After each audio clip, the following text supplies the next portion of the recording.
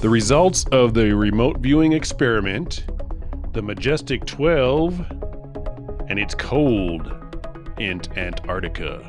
You're listening to Our Different Take, episode 14.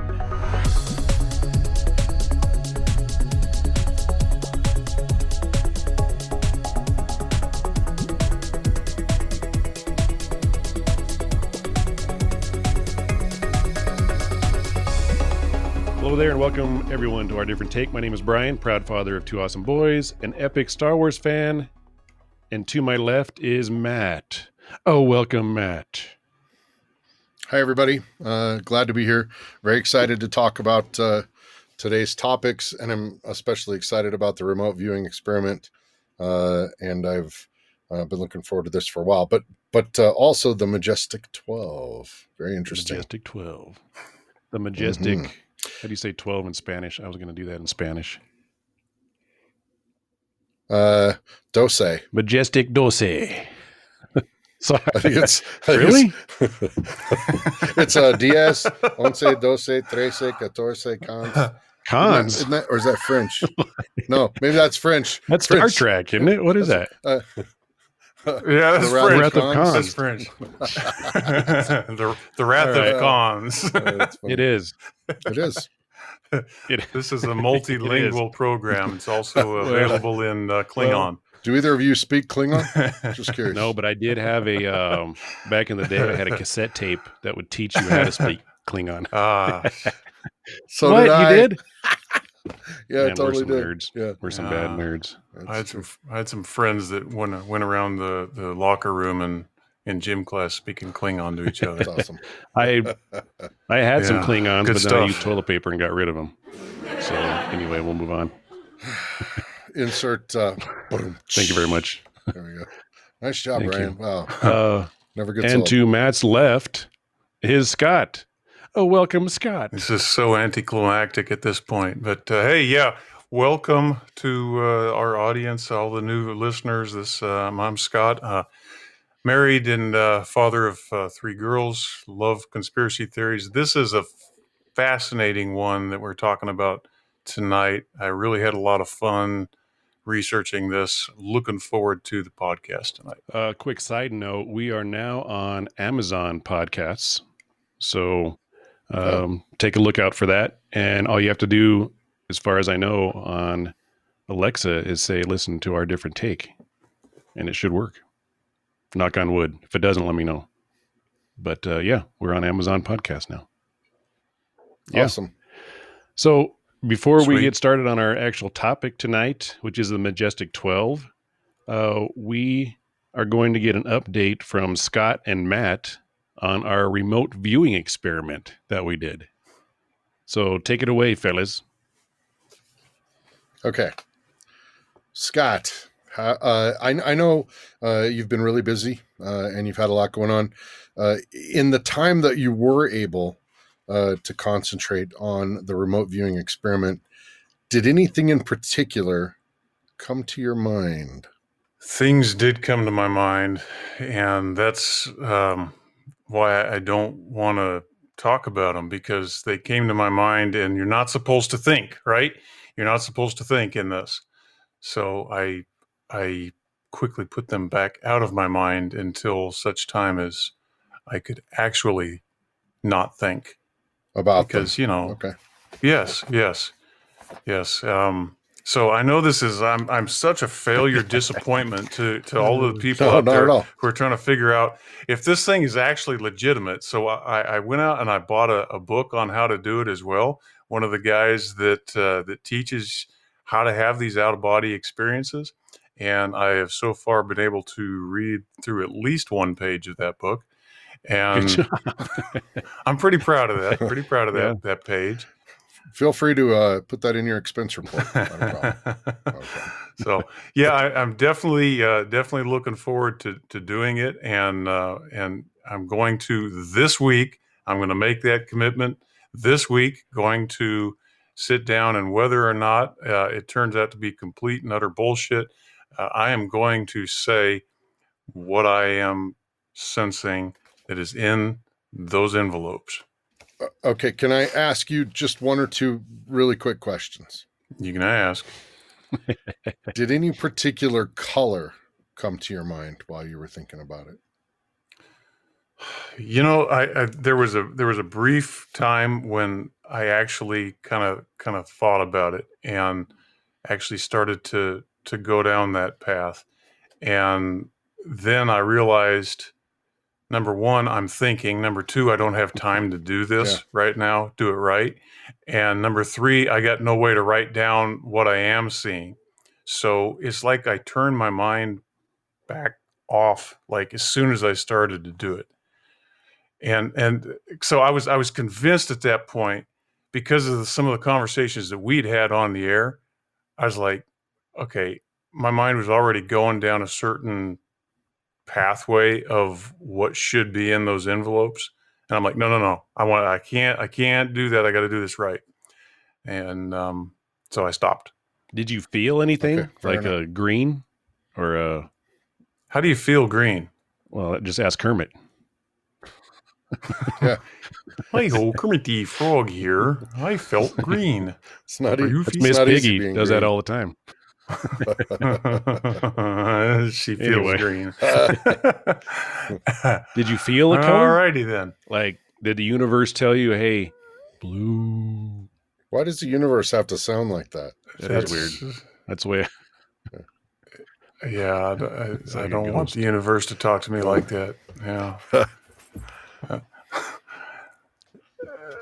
Yeah, I don't want to. I don't want to mess it up. I don't want to mess it up. I want to. So do this just week. So you know, I will do it. I'm putting that out there to everybody who listens. You can sit there and get on our Different Take Facebook page, and you can say, Scott, you doing it? You doing it? And you can hold me to it. I will do it.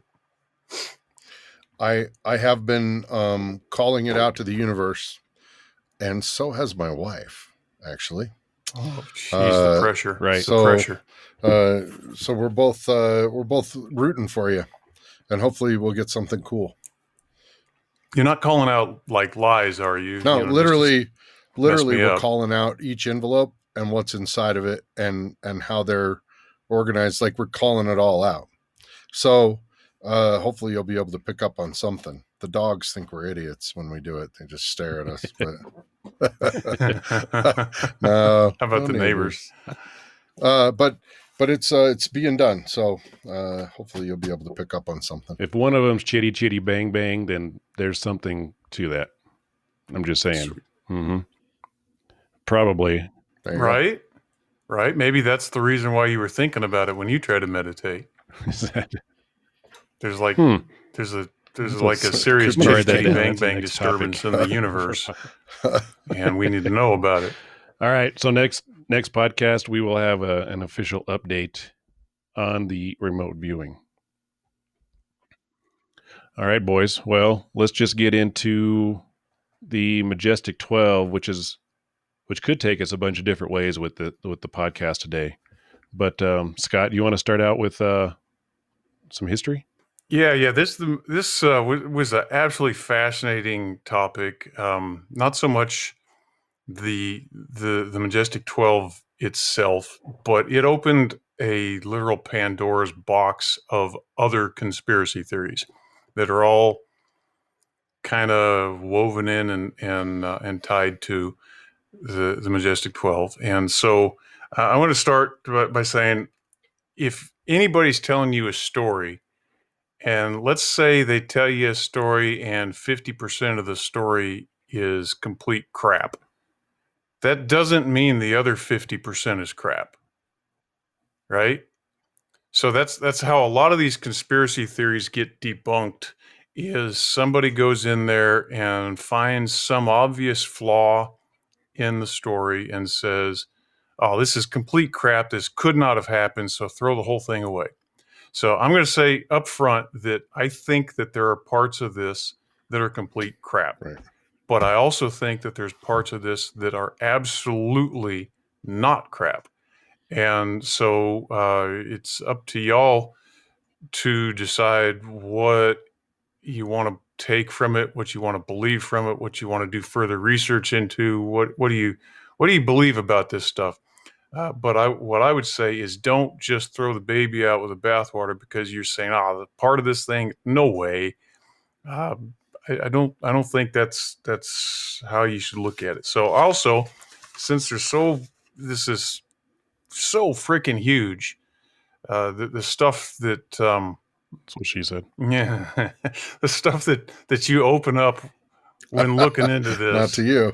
They're so broad that there's no way we're going to get it all right tonight, and there's no way we're going to cover it all.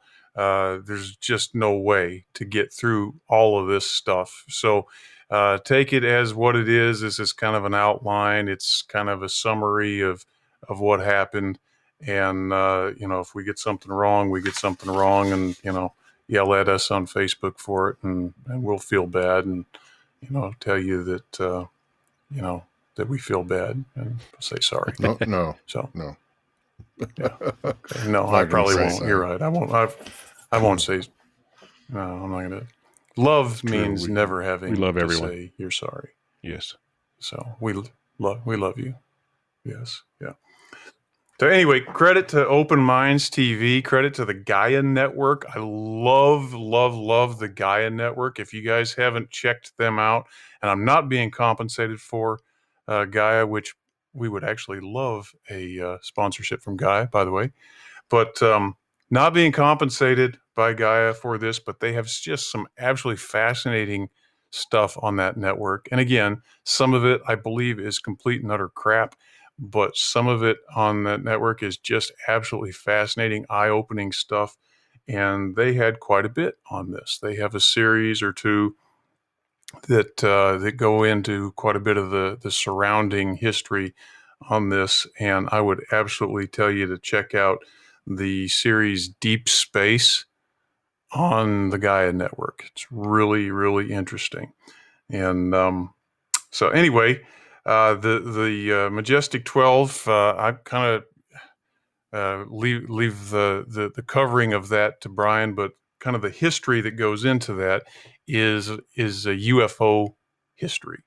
So right. You're watching the stuff in the news right now. There's a ton of stuff coming out on UFOs. You've been seeing these things, all the little releases by the Pentagon and by NASA. They're finding things, and it's like they're slowly dripping out. Like they're saying, okay, we're giving you this little bit here and this little bit there because we want you to slowly get to the point where when we give you the big thing, then you're gonna say, oh wow, well I guess I've been hearing about that, so we'll accept it. Because for years and years and years they've been telling us, this stuff doesn't exist, it doesn't happen, it's a weather balloon, it's lights in the sky, it's birds, it's plane, it's Superman, whatever. And so they've been trying to discredit it, but now it's almost like they're doing the opposite. It's like they're trying to come in and say, wait a minute, it might have been real. And here's some proof. I think you posted something on our Facebook page the other day, Brian, where they said we found evidence of life on Venus, wasn't it? Yeah.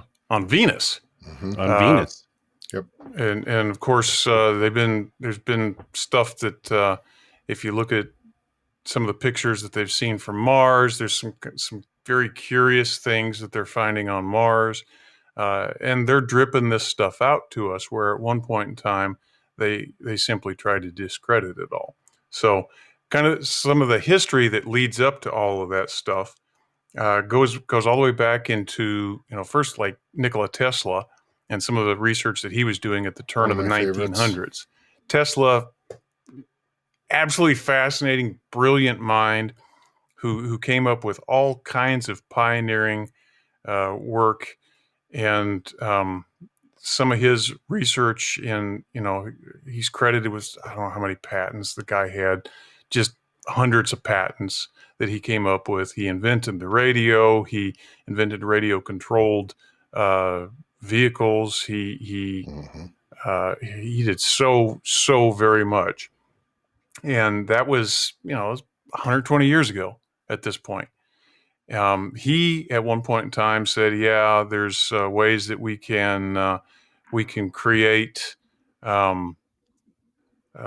basically electromagnetic pulses to take airplanes down out of the sky." He said we can create force fields. That's interesting. Huh? We can create time disturbances, all kinds of things that he said. Mm-hmm. Yeah, of course, it was all viewed as theoretical at that point, but he said it's not theoretical. He said this stuff's legit and I can prove it. And he was always looking for that big government contract score. Never did get it. So when he died, of course, the story, the government went in and raided his files, took them. It was an unprecedented step at the time that they did that, and they said, well, we never really found anything from it, though. It was just papers from a mad scientist. And so anyway, that happened way back in the early 1900s. Of course, in World War II, the Germans were so very advanced with their weaponry, and part of that was Hitler's fascination with religious texts. That thing from Indiana Jones where he was going around trying to hunt down all of the religious artifacts. That was an actual thing. The Nazis really did do that. They were looking for evidence of the Aryan race, which we attribute to blonde hair, blue eyes, but a lot of people think that that's not actually what he was looking for, or what he considered the Aryan race. What he considered the Aryan race was an alien race that was responsible for the religious texts that actually talk about things like flying saucers and wars that happened in flying vehicles in a time that may very well have been pre-man as we know it, as we know him. So they actually went around looking for all of this stuff. They found a lot of it, and they used some of the bright minds that had been inspired by the likes of Tesla and people who had been doing that kind of research. And one of the people that they found and basically kidnapped and forced to work for them was a guy named Victor Schauberger. He was an Austrian physicist, and he did a lot with vortex research. One of the things he said was like, fish don't swim, they are swum. And, birds don't fly, they are flown. So he's kind of like, we got it all backwards in physics. And so he was fascinated with how water would purify itself through vortexes. And he did a lot of research with that. And the Nazis became very interested in him as he started looking at machines that would be able to utilize the vortex as a powering device. And hey, can I ask a question real quick? Yeah.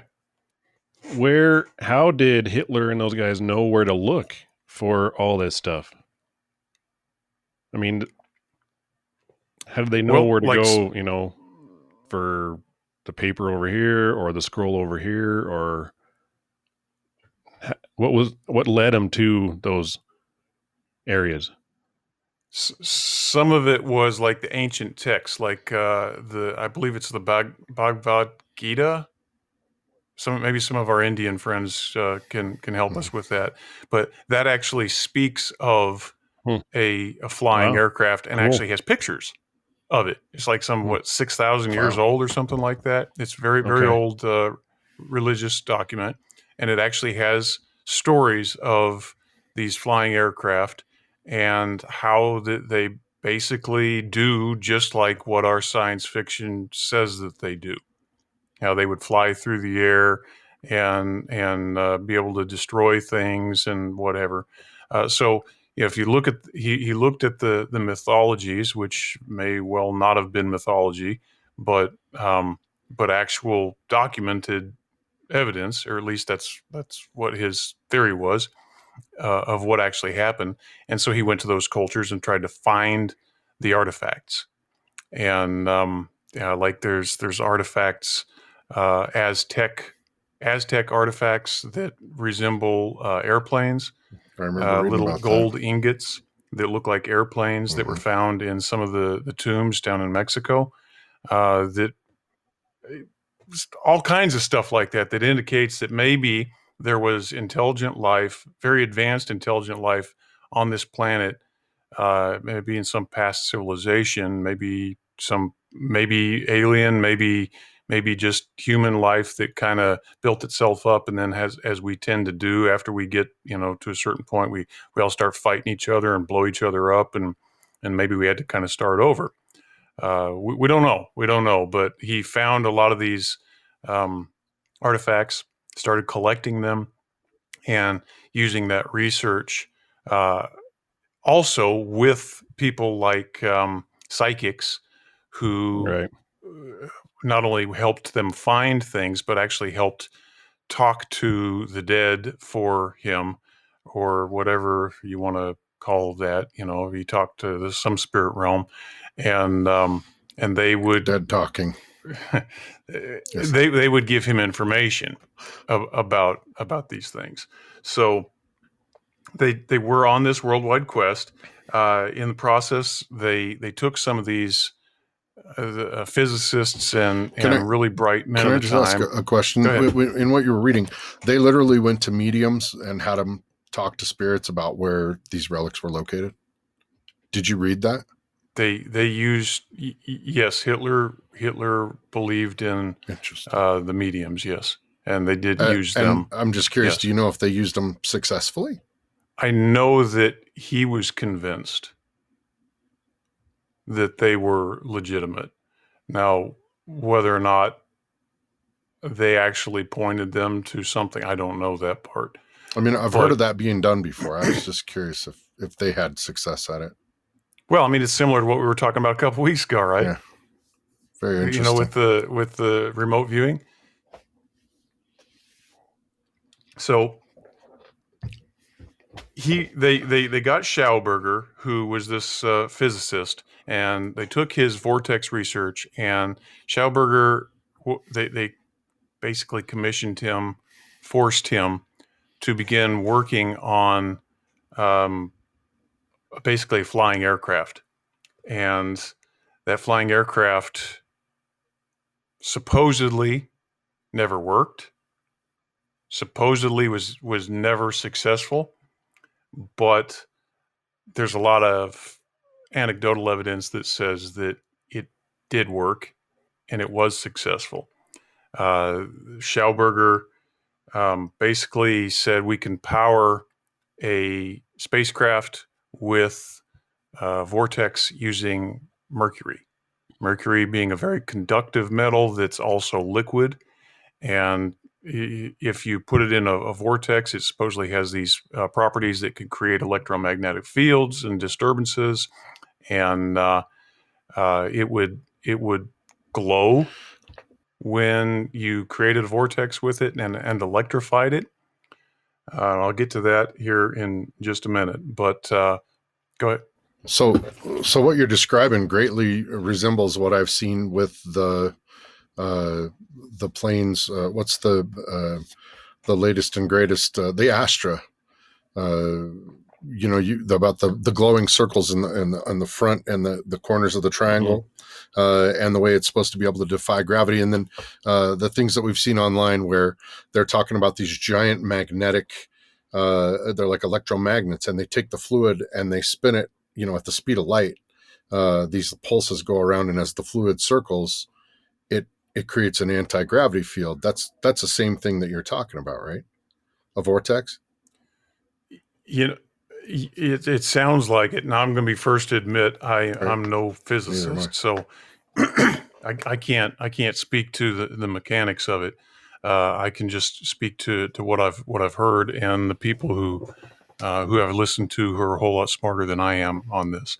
But supposedly, when you use mercury in this way, it can basically create a disturbance in the energy field, or disturbance in the force, for lack of a better gravity term. That always works. And it would actually make the aircraft very difficult to destroy in the air because it would basically create its own force field.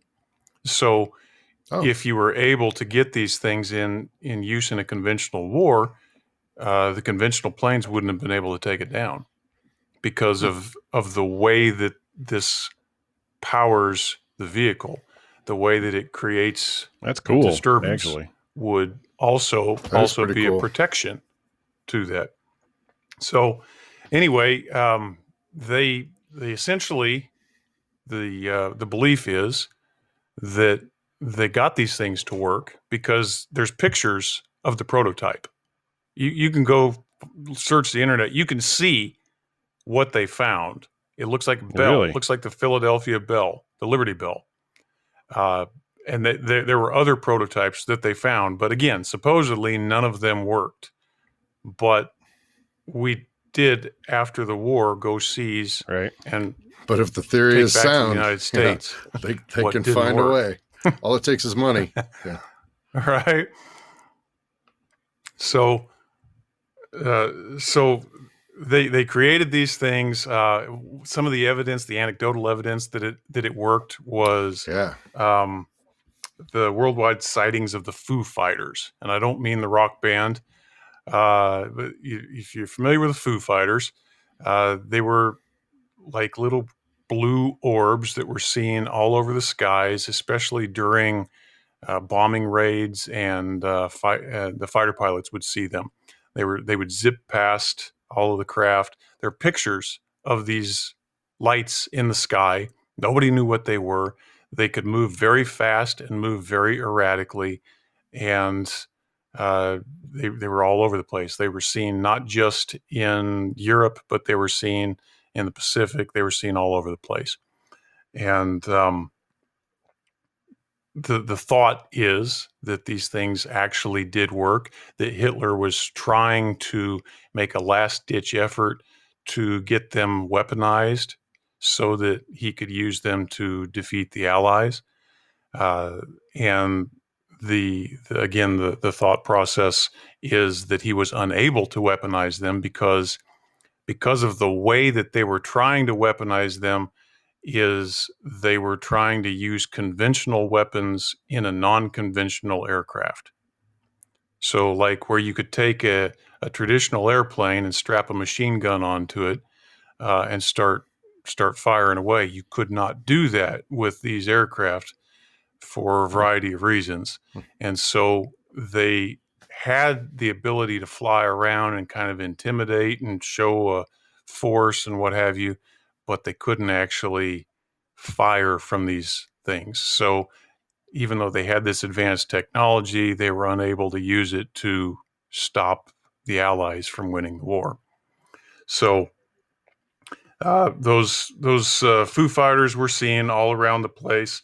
1943, of course, the Philadelphia experiment happened here. All kinds of people that say it did not happen here, but there's also lots of things that suggest that it did happen here. And the Philadelphia experiment was one of those things that Tesla basically said, hey, we can create a force field around a ship, and I can prove it to you. Well, the military took his research and supposedly used it on, I believe it was an aircraft carrier or some sort of a battleship. And they actually caused the ship to disappear and like a bulkhead. Reappear.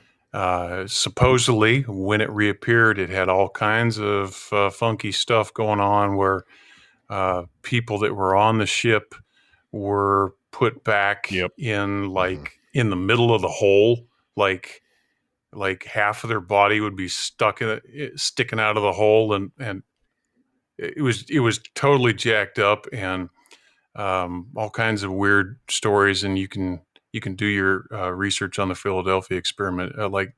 That's a podcast in and of itself, a very interesting thing. But the technology that they used on the Philadelphia experiment is similar technology that they were using on these German aircraft that are the UFOs. So when the Allies stormed Normandy on D-Day, the Germans said, hey, look, we can't get these things weaponized fast enough. We can't win this war. So let's basically start taking some of the money that's in our economy and let's get it out of here. They started sending instructing German companies to send their money to neutral countries, Argentina, Switzerland, different places where companies had relationships with American companies. So they were able to actually get some of their capital out of Germany and into the United States illegally. Let's call it money laundering, for lack of a better term. Into the U.S. Yeah. And I thought they had just sent stuff to South America. I had no idea that it was being funneled back into the U.S. All over the world. And that was actually something detailed in a government report called the Red House Report. Interesting. And it was how Germany basically said, we're not going to win this war, but we don't have to lose. I guess we can lose the war, but still win. And so they had established bases down in Antarctica, and they had a big presence supposedly in Argentina and other places around the world. So after the war, but one of the interesting things about how the war ended is how have we been told that Hitler left the picture? Killed himself in a bunker, right? In a bunker. In the bunker. Yeah. Did we ever have any kind of proof of that? No, and I don't think that really happened. I really don't. I think he went to Argentina. I do.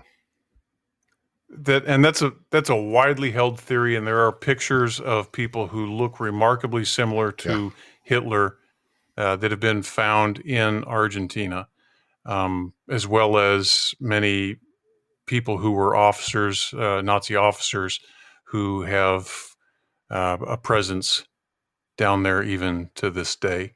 So the thing with Hitler supposedly killing himself, how many people from World War II did they string up and hang in public squares so that everybody could come see this horrible person that did all these horrible things? But Hitler, he just shot himself and burned the building, and he's dead. Nothing to see here. Look the other way. Interesting. That is really, makes sense. And so one of the other things that's interesting is a lot of the German U-boats that were used to get some of this technology that was in Germany out and to some of these neutral places. They have never been accounted for. Some of them have never been accounted for. So some of them probably sank. Some of them actually did turn themselves into the Allies afterwards. Some of them were never accounted for. That can't tell you numbers on that. Again, something to go do some homework on. They did find one very recently, a couple of decades ago. They found a sunken German U-boat in, I think it was a fjord in Norway. It was a Ford? They made U-boats? It was a Chevy. The Chevy U-boat. Wow. Fjord. Wow. And they were concerned about it because part of the cargo of this U-boat was, drum roll, mercury. Oh, really? And they found in the U-boats that surrendered to the Allies, they found as cargo mercury. What was it, ballast? Because I know it's really heavy, but why wouldn't you just use lead, I guess? Interesting. Mercury, because that was the fuel for the UFOs. Interesting. So they were taking these things down to Antarctica where they had established bases.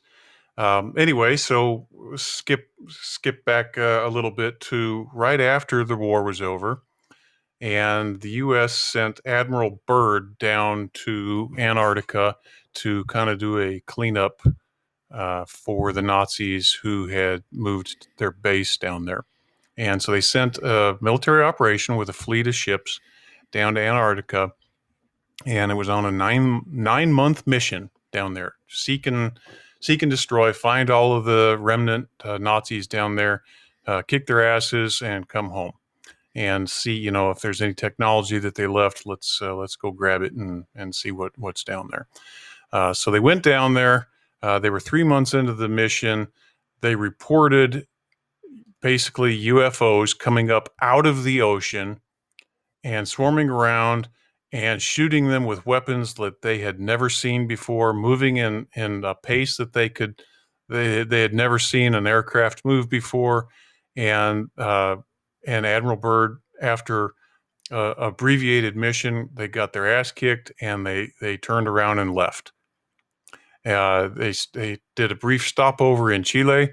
On the way back, he got interviewed by a paper down there and talked about all of the things that he saw, talked about the aircraft and how fast they moved and how dangerous that they were, and said that if they're in the next war that we have, there's going to be aircraft that can move from pole to pole in absolutely massive speeds, and that would be how everything was fought in the future.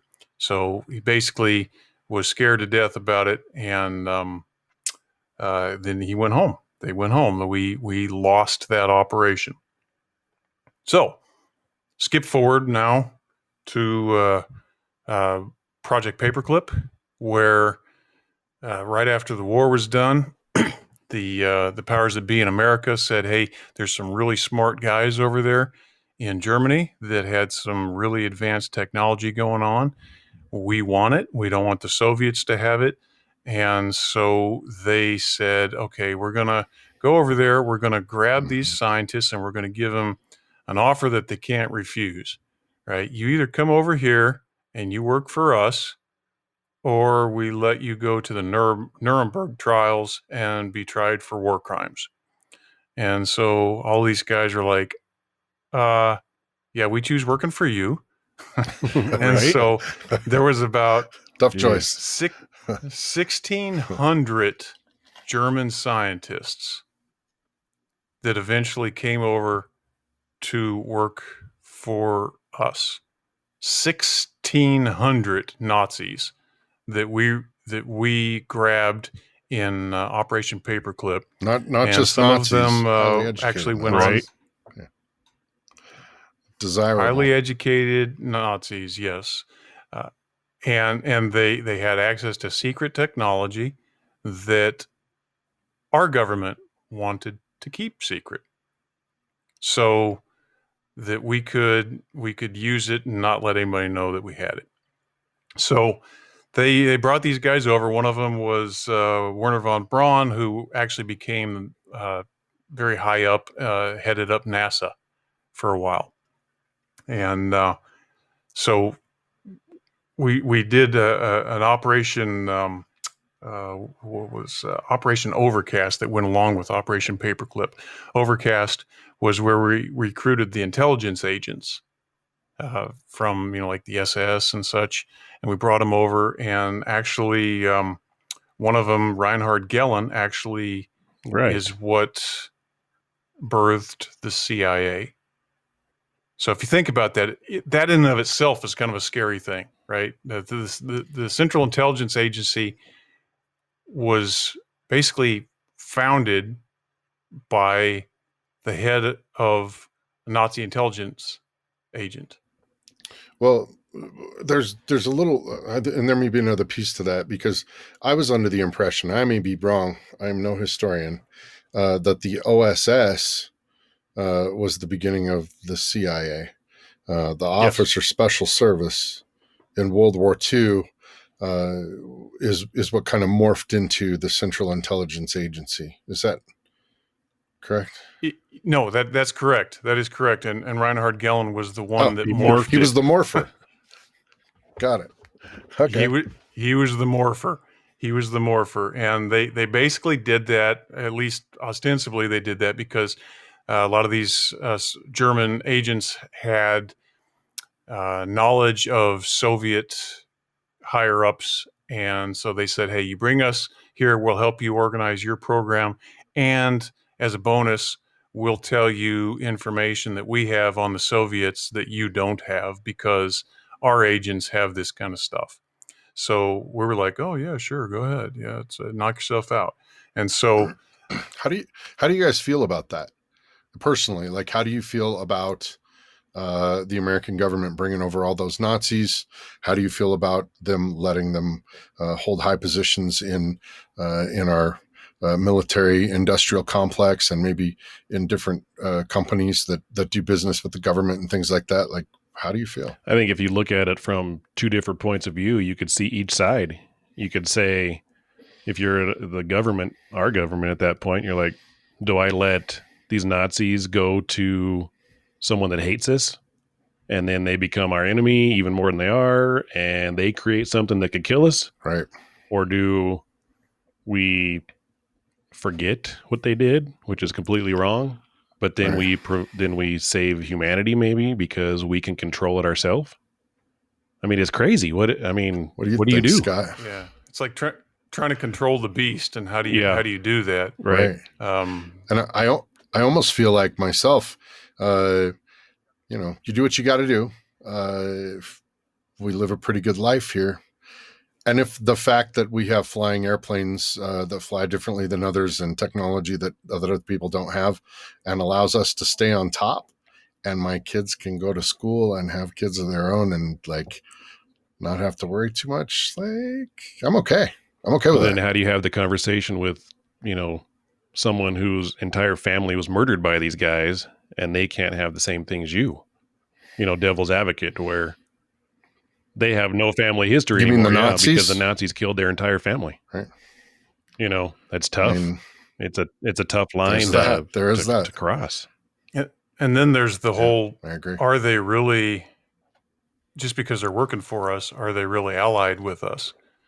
To some degree, maybe they had to have a certain alliance, and maybe they could enjoy some of those things that you were just talking about by being here. Mm-hmm. But again, as the theory goes on, gets deeper, Pandora's box opens, because the government did not want the technology that these guys possessed to be public, the whole program was kept silent. And the Nazis, now they got 1,600 of these guys over here working on a black box program, black budget. So, it's funded through other legitimate departments with covert money. These guys are now saying, hey, this is the Fifth Reich. Maybe so. Reich, like, right? Maybe so. We're right in America, and we're working on things, and because it's not public here, we're just going to continue to work on this stuff. Right. And what are they going to do? Expose us? Because if they expose us, they're exposing themselves.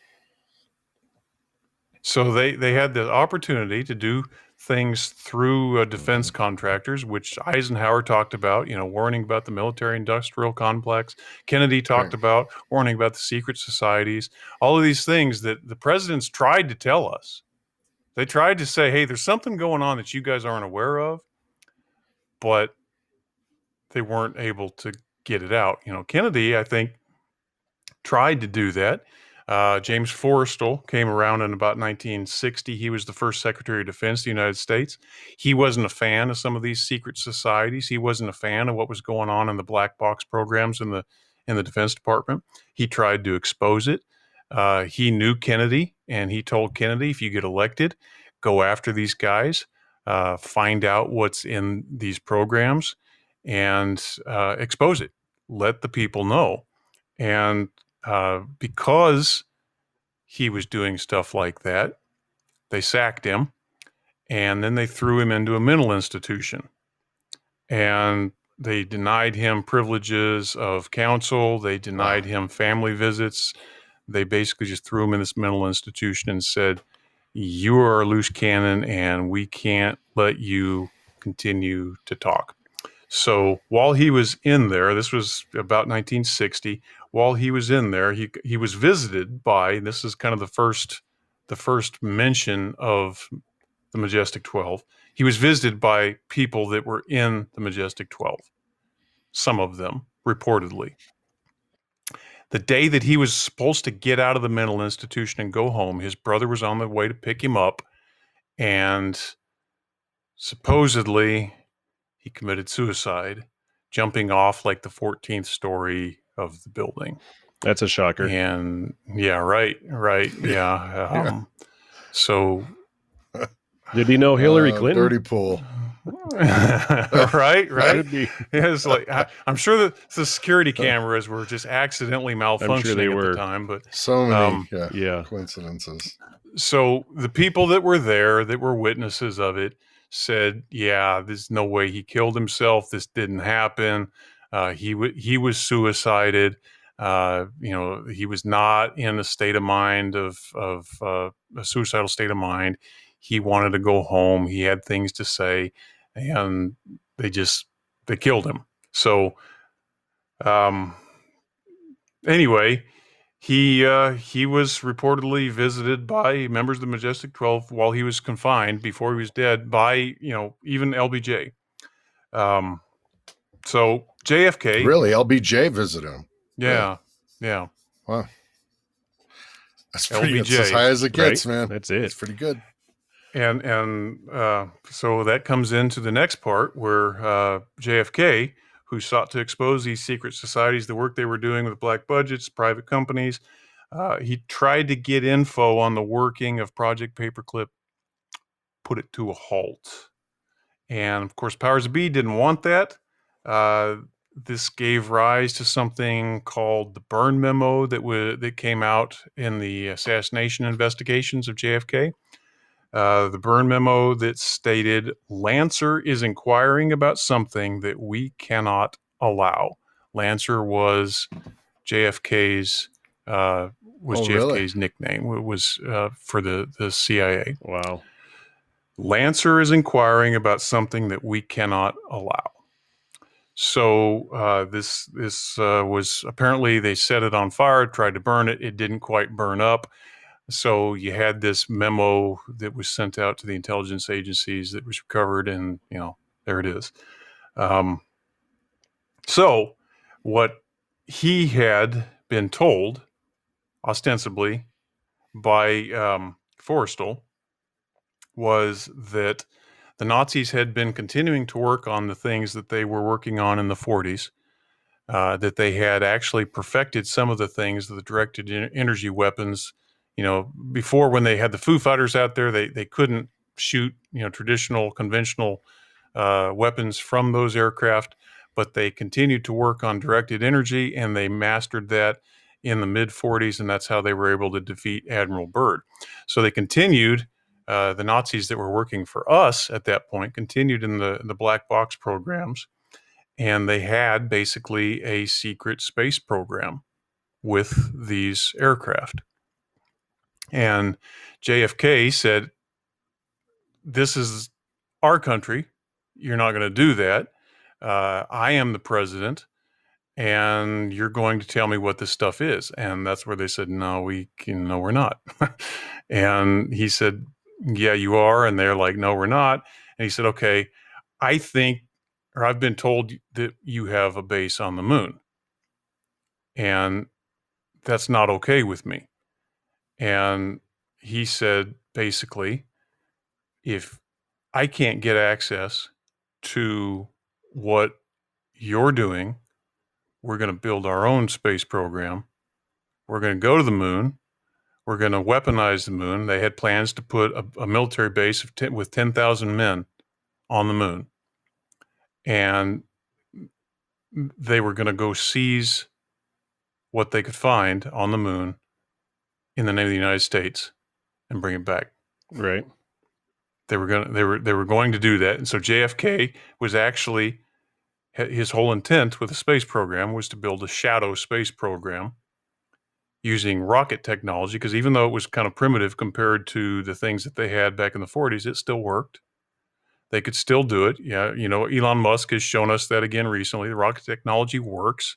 It's just clumsy. It's slow, but it works. And so they started the moon mission and headed up there. And the whole point was to try to get this other space program under wraps. And that was then a threat that powers that be decided to stop and take out. And that's when JFK was assassinated. So a lot of things about why he was assassinated, but that is one that I had never heard, a story that I'd never heard about, because of the Nazis basically being in charge of our space program. They had co-opted it. Do you feel like the Majestic 12 wasn't where? Do you feel like they had something? They were in charge of that. They called that shot. No, I think a lot of the Majestic 12 stuff, and we haven't really even talked about that yet, but I think that a lot of the Majestic 12 stuff was disinformation. Because all of this stuff was born out of secrecy, they had to keep it secret, but some of it was going to get out. And so what's the best way to squash a story when it gets out is just put out a bunch of disinformation. So that, that's what Roswell was, in my opinion, was they were testing some of this stuff out at one of the military bases down there. They were testing the experimental aircraft out. Something crashed, and there was people that saw it. And so they had to come up with all kinds of disinformation stories. It's an alien. We had alien life. And then they come up with all of these things that were bullshit stories, but created a nice diversion. And nice diversion it did. I mean, you still have people to this day saying it was aliens. It was aliens. And it started an entire pathway down a different direction that said, okay, aliens. And that's an effective diversion. I think that's probably interesting part of what Majestic 12 was for, a diversionary tactic. So coming forward, and I'm almost caught up to that point now, is come forward to about 1980-ish. And of course, there's lots of military bases and goofy stuff that happened down in New Mexico. There was a guy named Paul Benowitz. He was an engineer. He overlooked Kirtland Air Force Base in New Mexico. And as he was out there, he started noticing some electrical disturbances on some equipment that he had. He was a contractor for the Air Force, but it was a contractor with something completely unrelated. I forget what it was that he did, but it was air conditioning or something like that. It was something innocuous and unrelated to UFOs. But because of his background in engineering, he noticed these electrical disturbances, and that caused him to start photographing the Air Force Base. And when he did, he saw aircraft, UFOs, coming and going to the Air Force Base. And so, being the good citizen that Paul Benowitz was, he contacted the Air Force and said, guys, you're probably not aware of this, but there are UFOs coming and going to Kirtland Air Force Base. You should know about this. Did they promptly tell him? And so, of course, the Air Force is like, give him cancer. Like, we will get on this right away. We will investigate this. Thank you, sir. And so they sent no more daytime flights. They sent a special agent Doty of the OSI, Office of Special Investigations, I think is what that stands for. Yep. And they had him meet with Benowitz and began talking to him about what he saw. Is this the guy that gave up all his film? They took all his footage, all the pictures he'd taken, and then he never got them back. They said they'd give them back to him, and they never produced them. I'm not sure. I think it is. I think it's the same guy, because after he was investigated, they said, hey, we'd like to see these. We'll make copies. We'll get them back to you. They took all his equipment, and they never came back. Of course, that's what they would do. Sounds like something that they would do. But so they got this agent Doty came in and met him took down all the information of what he knew, what he had, and then began. It was his purpose to feed disinformation to Benowitz, because Benowitz decided it was his civic duty to expose the aliens, because that's what he thought that this was. He thought, guys, there's aliens coming and going here, because he didn't know about, all of this prior stuff that we've been talking about. And so the disinformation campaign began, and he later admitted to the fact that he was a disinformation agent. He came out, I think it was even on Coast to Coast Live, Art Bell. I think he talked about the story of how he'd been told, you're supposed to go lie to people. You're supposed to feed them disinformation. Anyway, Benowitz was fed all this disinformation for years. He wrote, he toured, talked to UFO conventions, did all kinds of stuff, did writings about it. And they kept on taking him deeper down to this rabbit hole of lies. Jeez. And he eventually went crazy. They committed him to an insane asylum when he died, I think in 2002. But it was a vast web of lies, and part of that is where Majestic 12 documents come into play. So I will now go back to you, Brian, with what you found on Majestic 12. Well, like you were saying, I'll just give some history about the Majestic 12, a little bit of history about who was in the Majestic 12, and then, you guys can make up your own minds on what it is and what it relates to. But pretty much, the Majestic 12 is an organization that's made up of scientists, some military leaders, government officials. It was formed in 1947 by Harry S. Truman. And basically, it's to facilitate recovery and investigation of alien spacecraft. And so the Majestic 12 emerged in about what is the date on that? 1947 is when the wreckage from Roswell happened. Okay. And that's when this operation began. They said, according to this article on an FBI website, it's a 22-page document basically on the Majestic 12. They said 4 human-like beings.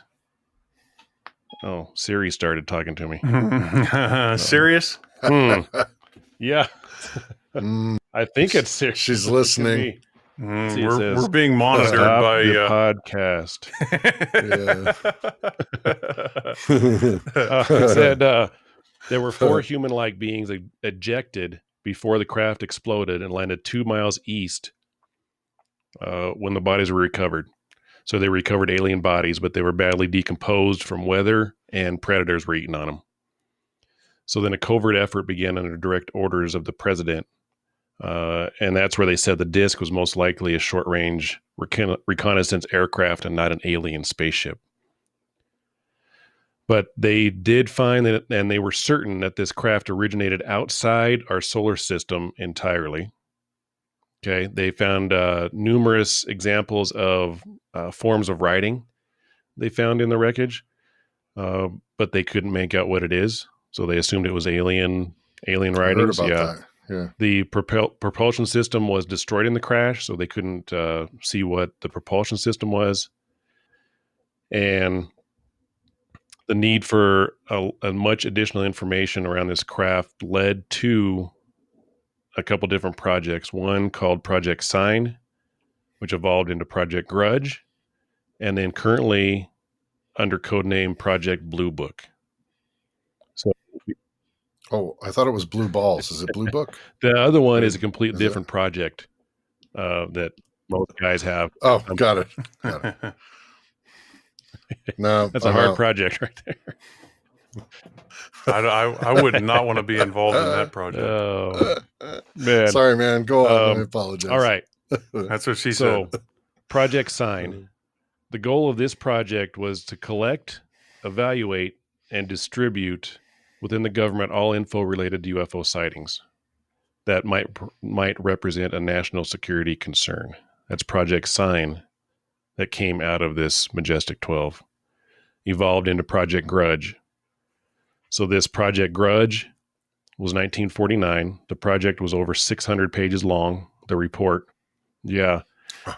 Basically, it stated that there's no evidence that any objects reported are the result of any type of advanced scientific community anywhere. It's not a threat. You're right. It's not a threat to national security. Right. And Project Grudge recommended that the study of the UFOs be reduced in scope.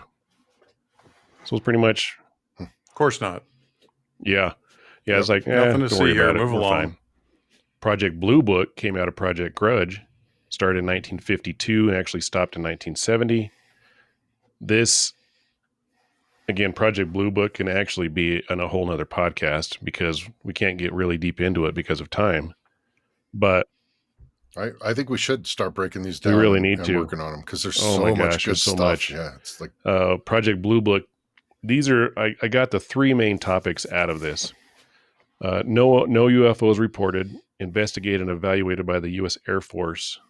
Again, was ever an indication of threat to our national security. Same thing as Project Grudge. There was no evidence submitted that sightings categorized as UFOs represented any kind of technological developments beyond the range of what we can already do. And there was no evidence indicating that sightings categorized as unidentified were extraterrestrial vehicles. So again, pretty much debunking everything that has to do with UFOs anywhere. That's all absolute bullshit. Right. All of that is complete bullshit. I mean, you look at UFOs appearing over the White House and it's all bullshit. Yeah. They got pictures of that. Newspaper pictures of the buzzing of the White House. Trying to send a message. Yeah.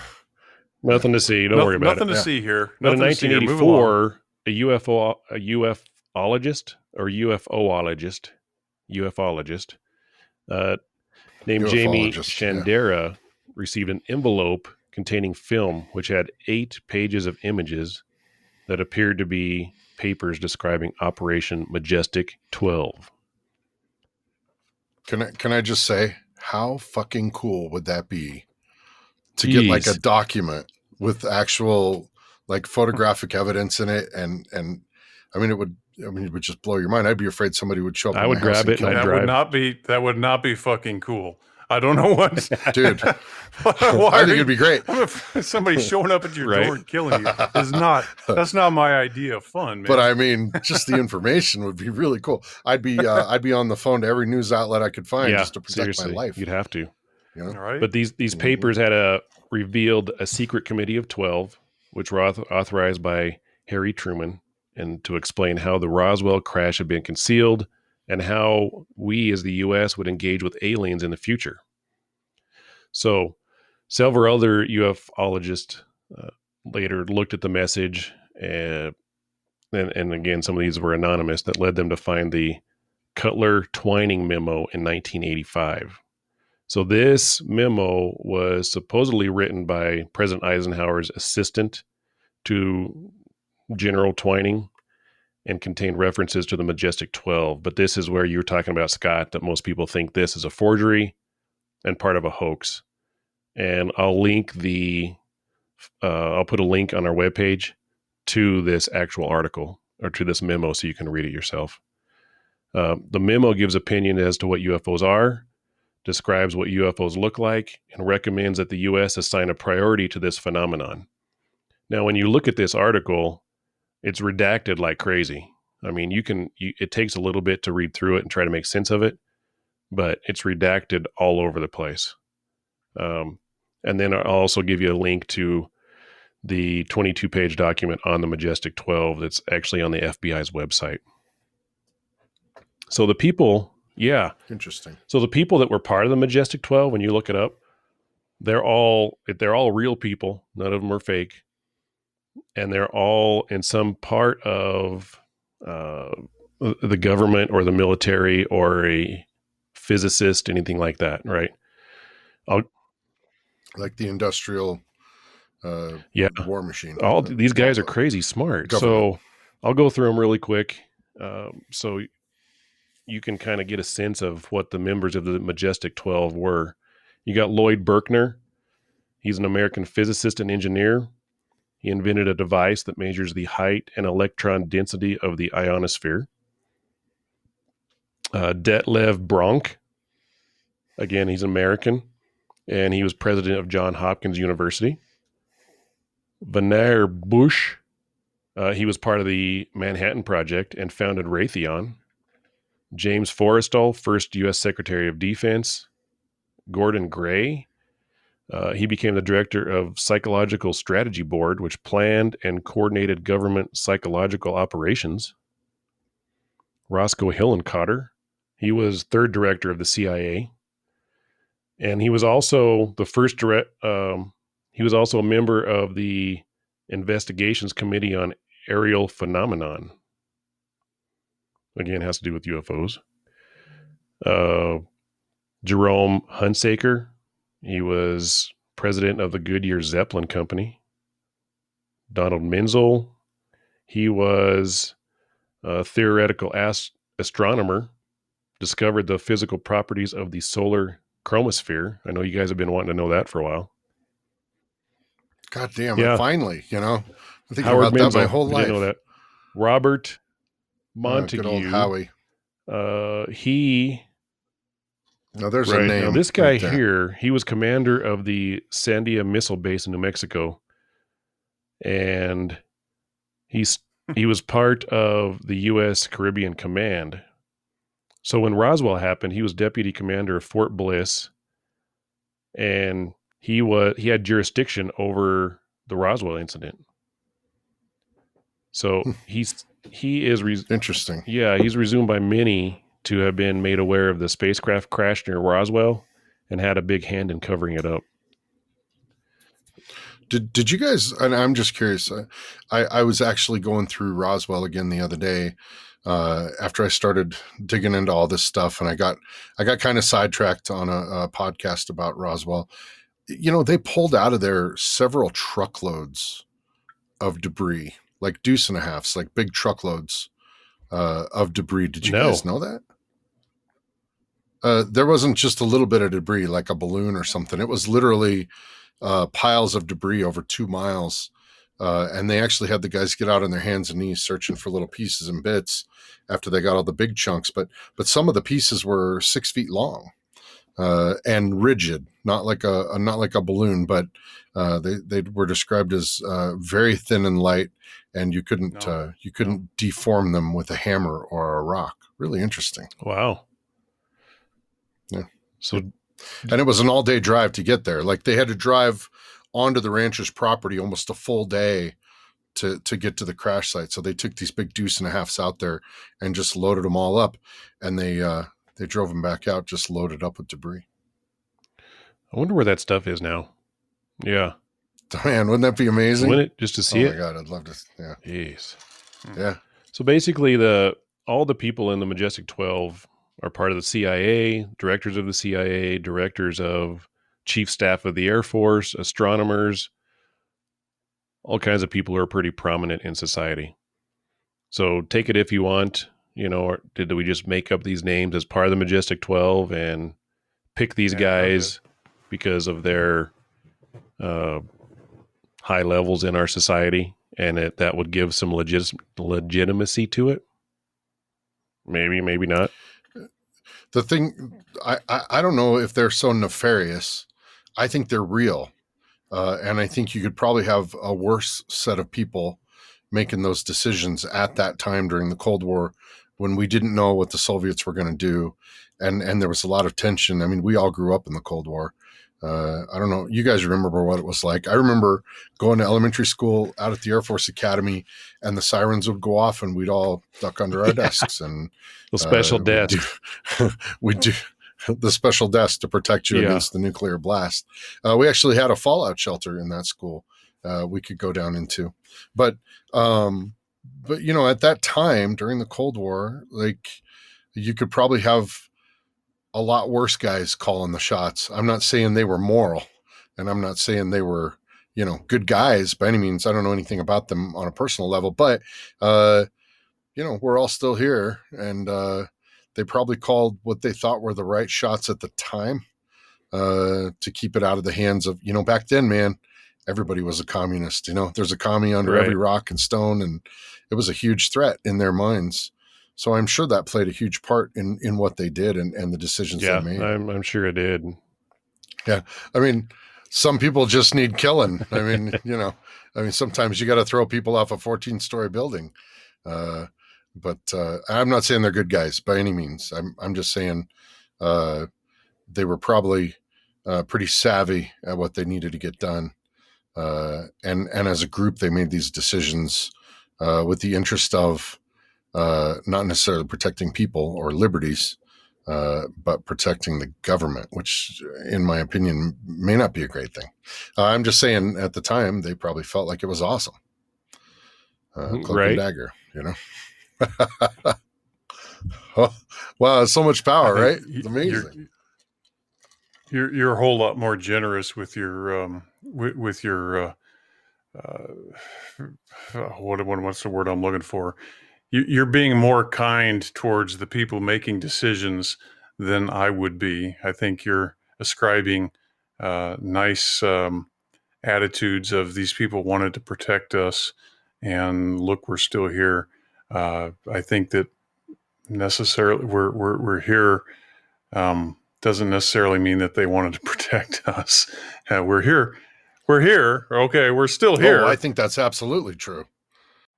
I'm sure they did. You could have all that power at your fingertips like that, and getting the billions of dollars in black budget operations every year, and you live like a king and be able to do whatever you want. I don't know. To me, it's the black box stuff is scary stuff to me. I got a lot of people, friends who say, I can't buy into conspiracy theories. How can they keep that stuff secret? And it's like, you do believe that there are secret technologies, right? That are, we do have these things, right? What they can't buy into is that the chain of command is not necessarily honored, right? I think that people believe that this kind of stuff can exist, but that they think, okay, well, the president is, the guy that runs it all, and then on down the line. And I don't think that's necessarily true. President's elected. You got a shadow government that's not elected, that's been in there for 100 years.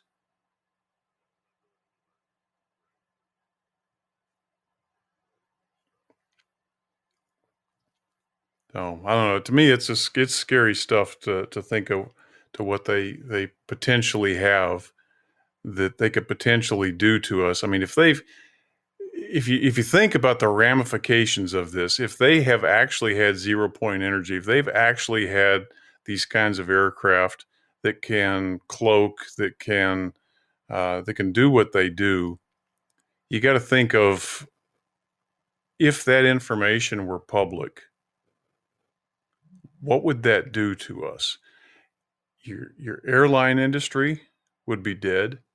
Your petroleum industry would be dead. You'd have no need for roads, thus no need for automobiles. You'd have no need for people making tires.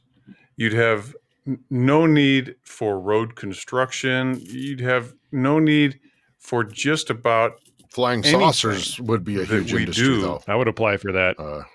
Probably. Yeah, UFO tech. I want to work at the plant that makes all the big spiral generating engines for the aircraft. Yeah. But you think about that. I mean, if that kind of stuff came out, I think it is legitimate. I think it's for real. Came out 100%. That they actually had this kind of stuff. What makes you think that the whole economy would collapse like that? Then everything would crash and burn. It would crash and burn. We would not. You just think of the stock market. You think of the financial system. Right. The lives of billions of people would be not just ruined, but if that kind of a collapse happened, dead. Because you wouldn't have need for any of these things anymore. It's like it would be like a horse and buggy economy. And when all of a sudden you've got teleportation, right? Who would continue to build the horse and buggies if you could teleport to wherever you wanted to teleport? That's the kind of technology that I'm talking about, that they basically have had, but they're not telling us about. And I, for one, think it's high time that we do let that technology out so that we can start switching over. And I think what you were saying earlier about little blurbs, hey, we saw a UFO, all this stuff gets trickled out and all these things get let loose. Man, I think, man, let's speed it up and get it. But I think you got to look at how people could take this wrong, but you got to look at how dumb the American public is. As a whole, you mean? As a group? I think what you're saying, I think people like us would probably be okay with it. But the general public, who knows what they would do? I mean, they're a bunch of sheep that follows the news, and whatever the news says they're going to do. So they could, I mean, who knows what they would do? But they wouldn't respond to any of this rationally, I don't think. Tend to agree with you. There'd be a quarter of us would. 3/4 of the people would start rioting and tear down stuff. And I mean, not to relate it to what's going on now, but I mean, it could be worse at that point, because it's not a virus. It's, why is the government holding back this teleportation from us? And so let's overthrow the government. Let's overthrow this. Let's, But the disinformation has been out there for so long, right? So not only, even if this stuff does come out, how is it going to come out? Is it going to come out and say, oh yeah, by the way, the Germans developed this technology back in 1940 and we've been hiding it from you for 80 years? Or are they going to come out and say, oh my God, aliens, and they're going to kill us? You remember when stealth technology came out, right? And I think the first stealth fighters they used in Libya to bomb Gaddafi, is that correct? The F-117A. They sent a couple of those birds in to bomb Gaddafi, and they were blown away because they saw nothing coming. And they blew up his house and murdered his kid and all that stuff, which rightfully so, because he was a bastard of a dictator and deserved all that stuff. And it's a good thing he's gone now. But when that kind of technology came out and everybody in the world was scrambling, nobody ever heard of that before or seen it. And, you look at the way that technology has grown up, and now we've got 5th generation fighters, and there's an arms race. It was released slowly, and then the Russians try and keep up with it, and the Chinese try and keep up with it, and that's kind of a slow implementation of that technology and release of that technology. There's a balance of powers, right? So nobody feels inclined to use nukes or anything else. We're kind of doing our thing. I think if you came out and just announced that you had an anti-gravity aircraft like the Astra, what's the designation for that? Do you guys remember? TRB-3 or something like that, Astra. That I mean, everybody's seen it. Like I've seen video of an Astra flying over the highway, and when they look at the footage of it and change the footage, I mean, you can clearly see the plane flying over the top of the highway in a rainstorm. It's technology that's been seen hundreds of times on video. It truly does exist, and if they let that technology out, I wonder how the rest of the world would react.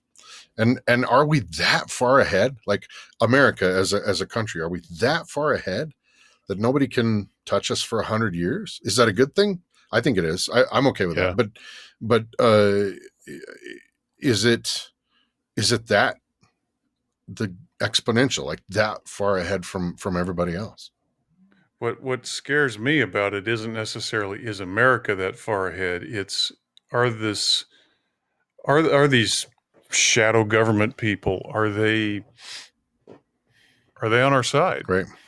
Just because they're here, it's true, doesn't mean that they're on our side, right? Just because they're doing the stuff that they're doing doesn't mean that they have my best interest in mind. They have their best interest in mind, and whatever that consolidation of power to them is what it is. And if I happen to be useful, then I'll probably survive. It's just like Spider-Man. With great power comes great responsibility. And what if you're the guy?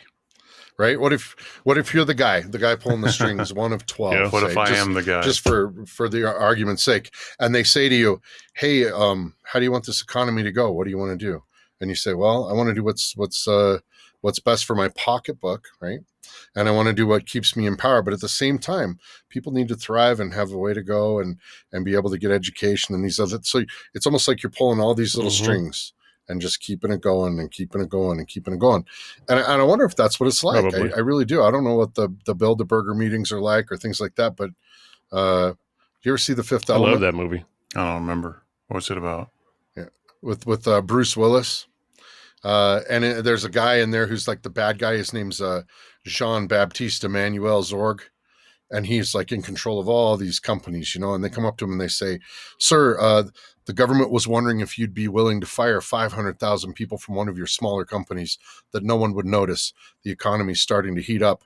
And he says, "Fire 1 million," and I wonder if it's like that. They're just like, "Well, let's fire 1 million people over here, and let's let the price of this commodity drop over there, and let's escalate this, and let's keep some drama in the Middle East so they can't get on a firm footing and group together and come against the United States or England," or you know what I mean? I think there's a lot of levers of power pulled that way.